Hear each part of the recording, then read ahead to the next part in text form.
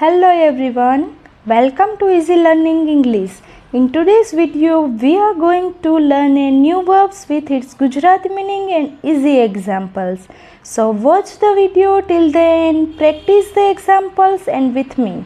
Now let's start today's verb lesson. આજનો આપણો verb છે આસ્ક. આસ્ક એટલે પૂછવું, વિનંતી કરવી. તેના પાંચેય ફોર્મ જોઈએ. Ask, asked, asked, asking, asks. તેનો ઉપયોગ થાય છે પ્રશ્ન પૂછવા, માહિતી માંગવા, મદદ માંગવા કે પરવાનગી માંગવા માટે આપણે આસ્કનો ઉપયોગ કરી શકીએ છીએ. ચાલો હવે આપણે એક્ઝામ્પલ જોઈએ. પહેલું એક્ઝામ્પલ છે I asked my teacher a question. મેં મારા શિક્ષકને એક પ્રશ્ન પૂછ્યો. બીજું એક્ઝામ્પલ જોઈએ. She asked for some water. તેણે થોડું પાણી માગ્યું. ત્રીજું example he asked me to help him. તેણે મને તેની મદદ કરવા કહ્યું. ચોથું example they asked the shopkeeper the price.